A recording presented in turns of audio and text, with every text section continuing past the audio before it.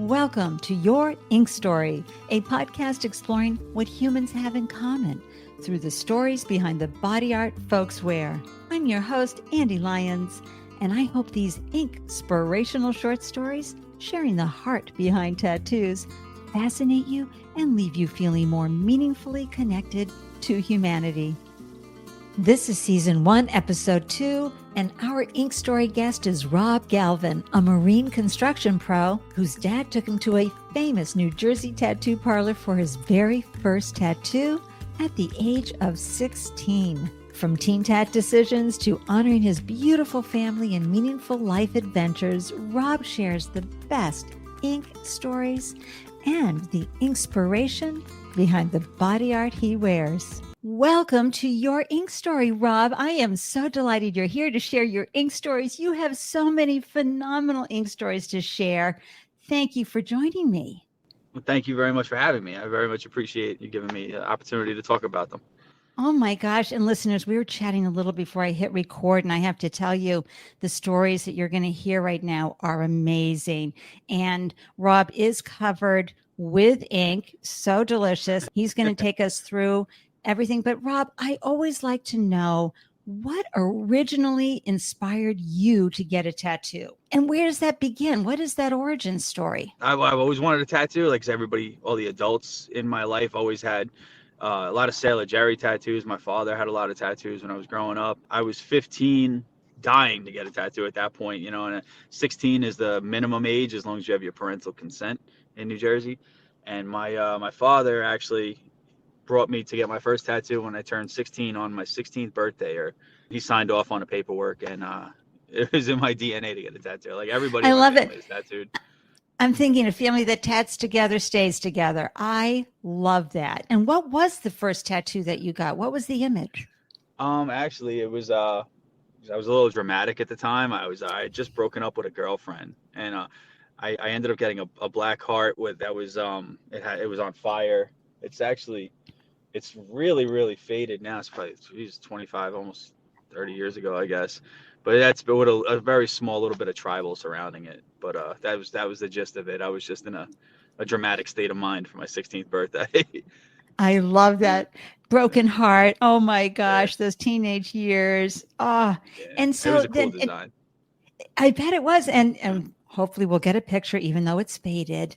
But so I love that your dad took you. So he knew of a good tattoo artist and a good place for you to go. He wasn't around a whole lot during my childhood. So when he showed up for this, he tried to really do a good job with it, I suppose. He took me to what I understood to be the best tattoo parlor in the area at the time. It was a place called Shotzi's in Wayne, New Jersey. I didn't know much about it being a 16-year-old. I probably would have gone anywhere that would have had me at that point. You know what I mean? I just really wanted to get some ink. But he had told me that this place was like renowned for being a good place to get tattoo. They're very good artists, and they do good work. And the tattoo really did hold up very, very well in the past 25 years. So I guess he was definitely on point with that. And was it scary to have the ink, have the needle the first time? Did you look away, or were you, in it and watching the tattoo artist at work?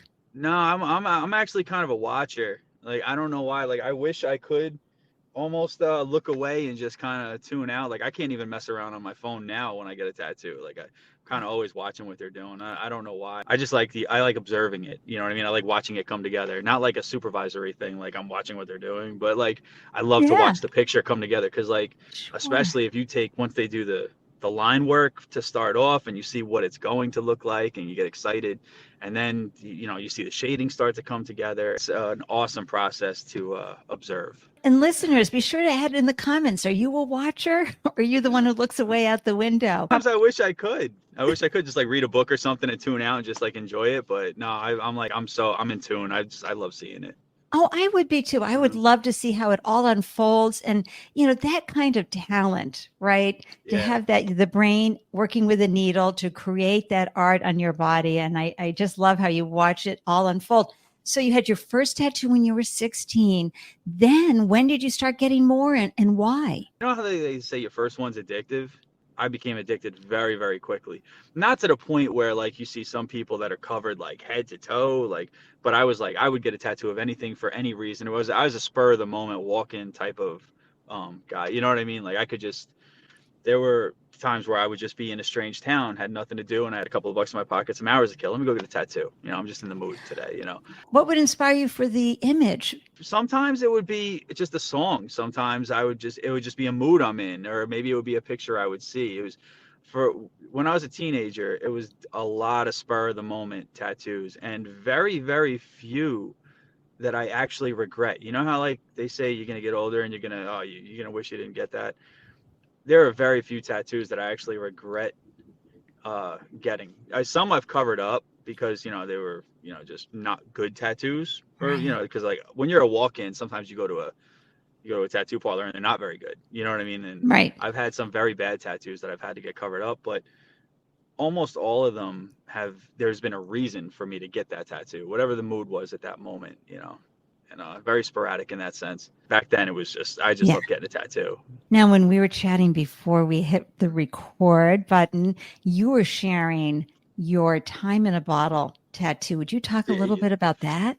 That one I thought about a little bit. I was definitely thinking about that one for a while. I was actually doing a job in Jacksonville, Florida, and I wasn't going to get a tattoo. I didn't go down there. I work in construction all along the East Coast. There happened to be a tattoo parlor about a mile away from where my job site was. So I was like, oh, one day this week I'm just going to go there early and get a tattoo. So I went and spoke to one of the artists there, and I told her that I was interested in getting this time in a bottle tattoo, and because of the Jim Croce song, obviously, and I wanted the sand to come out in the bottle almost like an hourglass, like you're losing time in a Right. bottle, and it formulates at the bottom of the bottle into a skull, like a memento mori type of That's right. uh, thing, like remember you're gonna die one day, especially because of the basis of the Jim Croce song and how it's such a Right. family oriented thing, and the way that I travel and I'm away from my family all the time. Time is it matters. Every second matters when I'm home. Even like right now while we're doing this, I'm actually spending time with my kid. He's in there getting a haircut right now. You know what I mean? Like I'm very, very family oriented. So that tattoo meant a whole lot to me when I got it done. Talk about some more of your tattoos, because what other tattoos can you chat about that Oh, have specific meaning to you? well, now I've got a whole bunch. That's for sure. Like I've gotten to a point where I have a lot of meaning behind it. It's cliche, but like people say, it's my body, my story, my journal is my Right. tattoos. And I don't get tattoos to show off or for other people's enjoyment. I really get them as like reminders for myself. Prime example, and this one gets a lot of questions. I have numbers on my arm right here. I'll show you, and I'm always getting asked, "What do those numbers mean? What are those numbers?" And I'm a very forgetful person, so I got these numbers tattooed on my arm, and that's my anniversary, the day I met my wife. That's the day my son was born, right there, 11/24. 10/13 is the day my daughter was born, and I'm sorry, no, that's my wedding anniversary. Jesus, oh, she's gonna kill me. That's my wedding anniversary, and then 5/28 is the day my daughter was born. So I've got like a little calendar on my arm, things It's a like good that. Like, thing. it's not so much that I forget, but it's nice to Are you kidding? uh, Again, it's this memorialize that. unfolding Yeah, of your lived experience. That's what's yeah, so, to me, magical about body art and tattoos, is that you get to see visually things that are so important to remind you of your gratitude, of the impermanence of life, yeah, right? yeah. That's actually the only area of my body that I'm still very protective over, as far as where I'll get ink now, because I have these little open spots under it in case we have another kid or something else Right. happens that I want to memorialize the date. What parts of your body have you put art on, and why? Well, I've got two of my favorite pieces are on my chest, on both of What both are sides of they? my chest. I have on one side, I got it in pieces, so it's like weird to say like what it started as compared to what it is.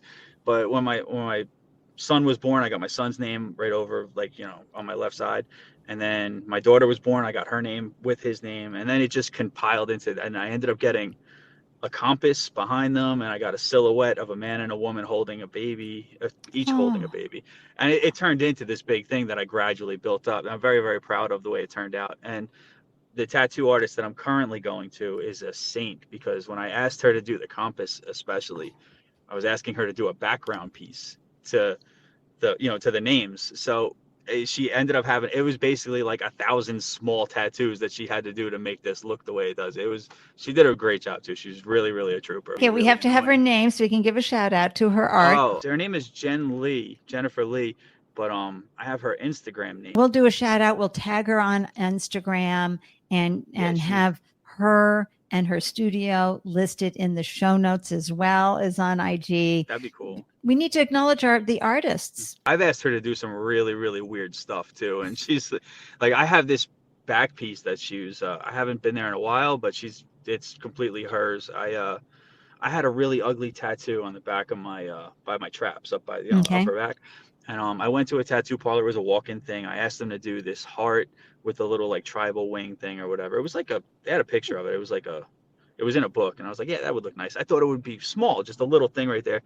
And this guy I was there an hour and a half and he's still going. And you can't see what's going on because it's on your back, He just kept getting bigger and bigger because he wasn't very good, evidently. He was like an apprentice or something. And it just turned to this giant Rorschach. And so how long did it take her to do your back?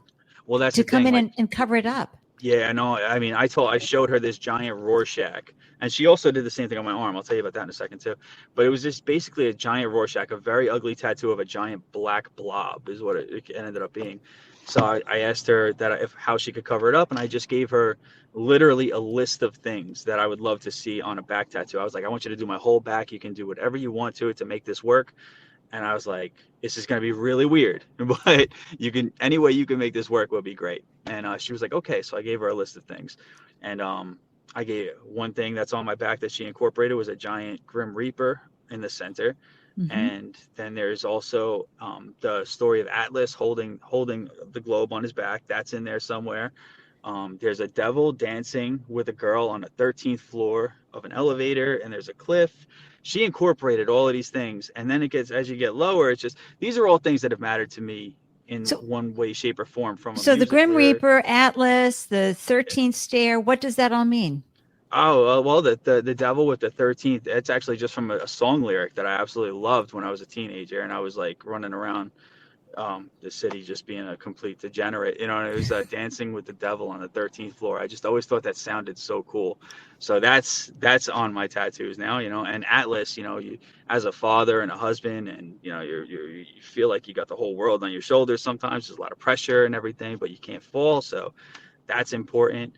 The Grim Reaper reminding you of the impermanence of life, right? I've always been a little dramatic, so that the memento mori thing is, again, plays its role in my, at some point, it's all going to be over. So, yeah, but as it gets lower, it gets, there's even more stuff. I just some funny stuff that I really enjoyed. Like, I actually have a plague doctor sitting at a bar with Bugs Bunny. This is going to sound weird, right? All right, you remember Bugs Bunny from Carrot Blanca? You know what I'm talking about? Oh, yeah, absolutely. I'm old enough to know. There's a picture of him sitting at the bar. It looks like he's really been through it. He's having a couple of drinks.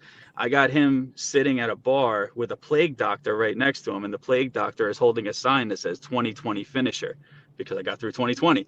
You know what I mean? This is all in one tattoo. So on the other side of that, I have an image of Marissa Tomei from My Cousin Vinny holding the camera, and a little word bubble above it that says, yeah, you blend. You know what I mean? Like, because Marissa Tomei was a huge thing for me when I was a child. It's like, oh, are you kidding? Yeah, phenomenal. So, everybody from New Jersey and New York loves she's Marissa like Tomei. Prototype, perfect woman. You know what I mean? But that's actually, my wife is exactly like her too. So it definitely plays a role.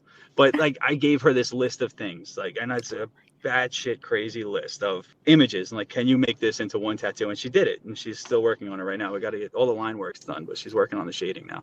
What's your other weird one on your arm that you talked about? That was another one. That was actually a basement tattoo. A friend of mine referred me to a guy who does tattoos for people independently in his home. So, cheap tattoos, go, the guy's good. So I went to this man's home, and I told him I wanted a shamrock, just a giant 4-leaf clover, some Irish, it's pretty generic thing, but that was back, I guess I wasn't really watching the way he was doing it, and the way it turned out, it just ended up being a big blob. It was an awful tattoo. So I showed this to Jen, and I was like, I've had it on my arm for 10 years. I hate it. Can you please do something to help me, cover it with anything that you can think of? So she starts asking me questions about like my job, what I do for a living, what, my life, anything that she can work with. So we come up with covering it with a kraken attacking a ship, because I work on the water. I'm actually in marine construction. And that's actually what I ended up. And she did a great job. She actually covered up this giant black Oh my blob with gosh. the shade. You would never be able to tell it was there, which is unbelievable cover up. I'm Oh my eternally grateful gosh, for her. Rob. She really saved And my arm. yeah, Like, I know. And you yeah, better send a picture of that as well. And yeah, no, listeners, if absolutely. you can resonate with what Rob has gone through, right? With having that that blob, what he thought was going to be a nice piece of art, turn into a Oh yeah. blob. And if you've had to have someone cover it up, or if you're thinking about that and need some advice, be sure to hit us up in the comments and let us know. And remember, you can always leave a voicemail as well by going to yourinkstory.com and clicking on the mic there, because we want to hear your stories and what happened. Oh my gosh, this is phenomenal. So when you think about your body art, how has wearing this art enhanced your life? I feel like it's almost therapeutic just to get a tattoo. I'm a writer. I like writing things down, but it's nice to have a picture to look at that's Yeah. always with me. Like I have all these other, like this one on my arm of a tugboat, the first tugboat I ever worked on. It sunk at one point, and they raised it up, and it meant a lot to me, because it was actually the first boat I was ever on, and the fact that they raised it up, it was dead and gone, and they raised it up, and now it's back to work again. So I've got this tugboat tattooed to my arm with a ribbon that says "Rise Again," like the Stan Rogers song from the Mary Ellen Carter. And I look at that because it's like, no matter how many times you fall, you can still get up. The lyrics to the Mary Ellen Carter are all about that. You can Right. keep And going. You could take a little bit more. And some days you can just point to that photo and turn to your son and say, "Son, here's some wisdom." I mean, he's 15 right now, and he's waiting for his first tattoo in November when he turns 16. I told him he could pick out. He has to think of something that really, really makes sense, that he really likes. Has to put a lot of thought to it. And if he doesn't have anything that sounds good, makes sense, I said if he can't come up with anything like that, then he can get any Sailor Jerry, because they always look great. They'll look good forever. So That's awesome. just pick Oh one my of them right gosh, out of the Rob. book, and it'll look great. Yeah, I have to tell you, your ink stories are so wonderful. And, I'm so Thanks. grateful to know about Jennifer Lee. We're going to be tagging her up. And I just want to thank you so much. And a shout out to our friend Amy Ferris for connecting us I love Amy together. Ferris. Thank you so much, Amy. Yay. Because this is so special. You have so many wonderful themes, heartfelt and delicious themes throughout all the art on your body. And it really is about the lived experience that you've had, and you've put it visually on your body. I think that is so powerful and so meaningful. And I know that it's going to inspire. That's my new favorite word. Inspire Nice. folks. And thank you for sharing your beautiful ink stories with us.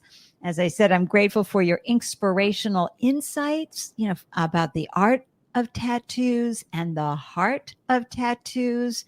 I feel all of your stories have helped us connect more deeply with each other. We've had conversations about relationships, family, life experiences, the impermanence of life. Everything's been bundled up in your beautiful art. And of course, the Jim Croce Time in a Bottle. I will never, ever forget this conversation, Rob. Thank you so much for joining me and sharing your ink story. Well, thank you. Thank you for having me. I very much appreciate it. Thank you for listening to this episode of Your Ink Story. Please rate and review this podcast wherever you are tuning in. And if this episode inspired you, please share it so we can all feel more connected through our common humanity and lived experiences. If you or someone you know would like to share a meaningful ink story on the podcast, please send me an email, Ande@yourinkstory.com, along with a brief description. Feel free to share your thoughts about this episode via a voicemail message by visiting yourinkstory.com. And when you get to the website, just tap the podcast mic icon located in the lower right-hand corner of the screen and leave your message. Until next time, I'm wishing you a delicious day everywhere you glow. Cheers.